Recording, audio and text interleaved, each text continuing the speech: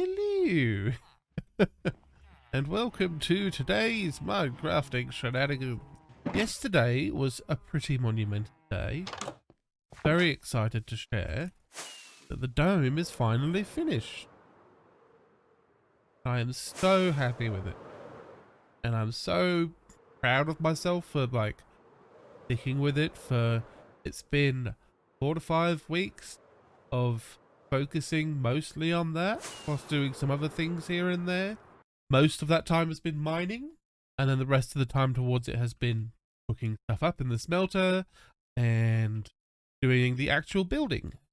And I really love the transition of colors through here. You can see where the oldest blocks that I placed are, and then as it transitions up, you see that it's younger and younger.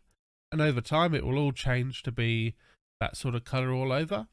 But as we wait for that, we can see that change in the background and be excited that such things are happening. It's really cool. So for today, I do have a couple of tasks in mind. As you might have noticed, I have started tearing down this build. I'm not happy with it.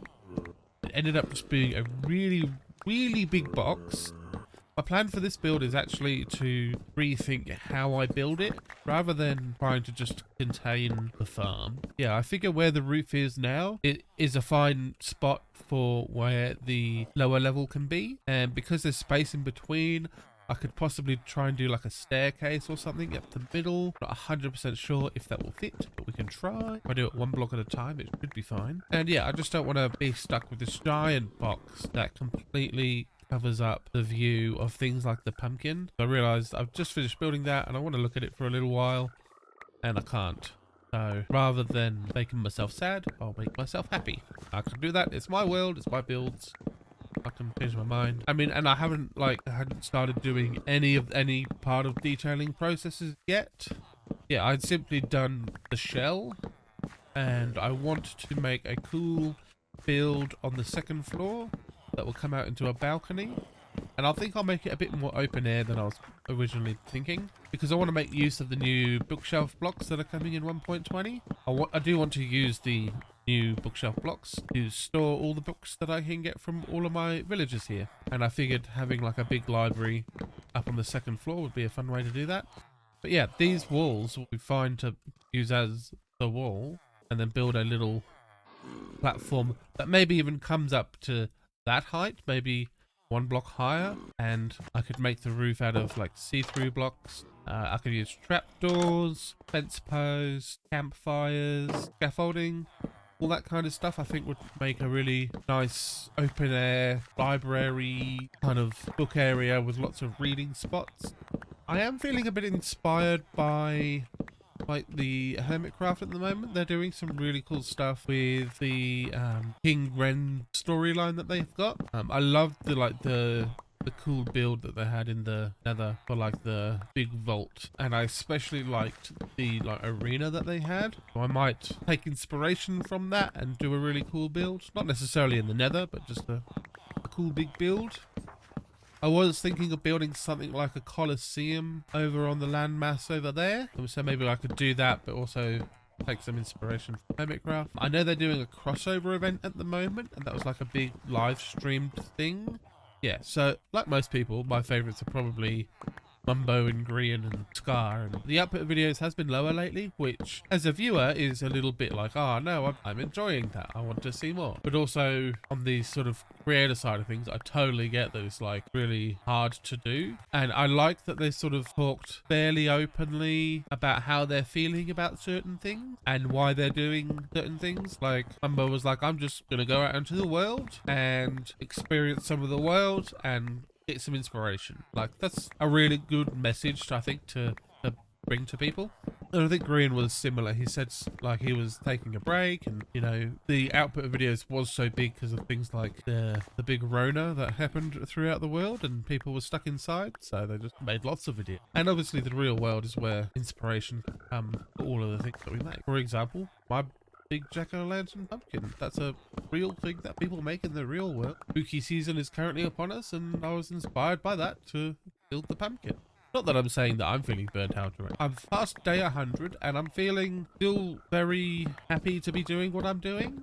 It's a little bit stressful in managing my time to make sure I can get a video done every day. Some days I get them done earlier in the day. Some days it's after midnight and things get posted, but it still gets posted and made and finished. And that's all that matters. Yeah, I try to get ahead, and every time I do get a bit ahead, then I end up either taking a bit of a rest or something comes up and then I lose the amount that I am ahead. And the video production side of things is a little bit tricky, but these kind of videos that I'm making now are actually kind of easier to produce because by editing down this sort of conversational, talking about what I'm currently doing kind of thing, that's easier to quickly cut down together, watch it through a couple of times, make sure it flows.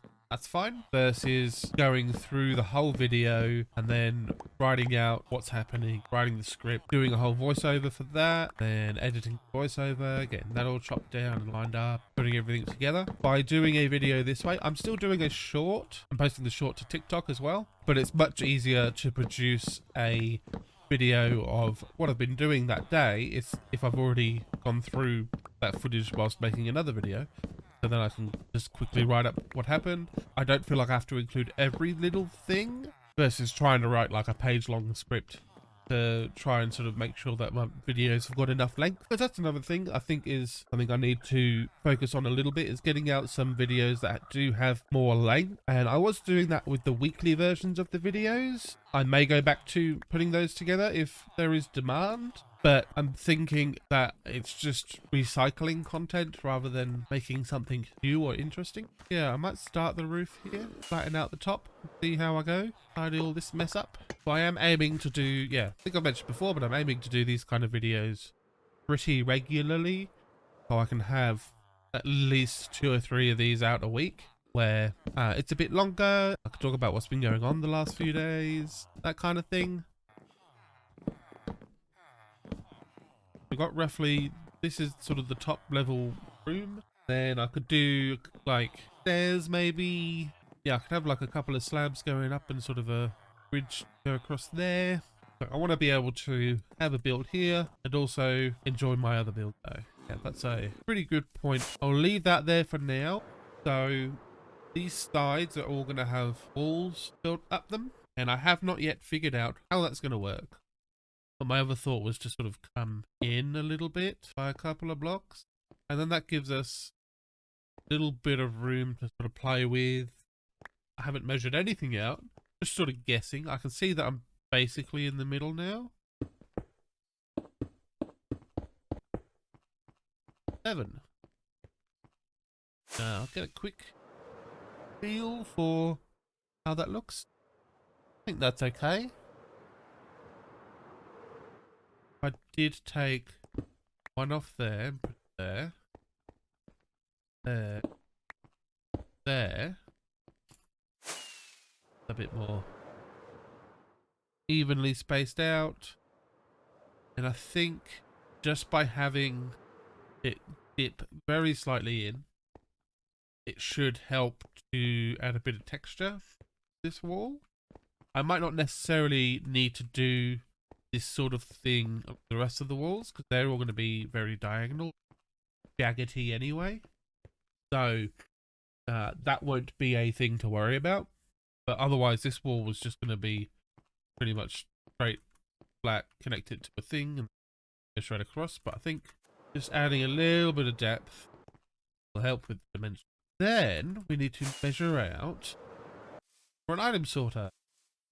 1, 2, 3, 4, 5 double chest. Okay. 5 double chest.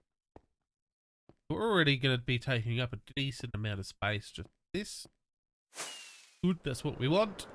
Gonna need a lot of chests. Yeah, there's a few stacks of chests. Haven't figured out what I'll be doing for lighting on the inside, so that will be a fun journey for us all. That's coming up pretty much to the limits of that, because by then we'll have a wall coming up there and we'll want to decorate the thing. So that is 45 items I can sort. Bottom ones, I'm thinking I will make, I was thinking 3, but maybe even 4 or 5 chests high would actually be reasonable. And then, yeah, I'll have to play by ear. Or, I mean, I'll have to play with designs and see what I like for my build. And I could do things like having different platforms or different like rooms on different levels and things like that. But I do want all of the item sorting to sort of happen back here. That's 5. Yeah, that's not too bad. And then I could do like a couple of levels that have only got like 1 chest high. So 3 times 45 would be 135. So I can sort 135 different items. I think that's a pretty good number. I've done item sorters with much more than that in the past. I've tried to sort every item in the game, every different individual wood type and that kind of thing. I don't think I'll be doing that. I might not even do full 135. I might split this up into sections, do like a nice build around them. Being 45, you divide that into 3 fairly easily. So I could have 3 sections. So tomorrow what I'll do, I'll make sure to spend a bit of time at the tree farm. And that will give me enough wood to make this whole item sorter project a reality. This is kind of my next priority. If I've got the item sorter here, and I've got all my items sorting, then I can use what's stored in here to build out what's actually going to be the base. So for now, being that I have used up all of my wood, I will log off here, and when I log in tomorrow, I'll run the tree farm for a bit and get lots of wood. And I should have, let's check on it actually. We can do that. Lots and lots of bone meal coming in from the bone meal farms. That should equal a crap ton of logs. And also, I believe I've been throwing some stuff in here. There's a little bit of bone meal. There we go. Just double check that the bone meal farm is fine. It's okay. Yeah, that's exactly what it's supposed to be doing. So yeah, so today is finished. Thank you for tuning in. Any buttons that you click, like subscribe or like, all that kind of stuff, helps to push my videos out to more people. Comments always help with that stuff as well. So chuck a comment on maybe what's one of the rooms I should build inside the big base build, because I've got a lot of space to fill and I can do some cool stuff inside my dome, and I've accidentally made a mob farm. So yeah, thanks for tuning in, and I will see you next time. Goodbye.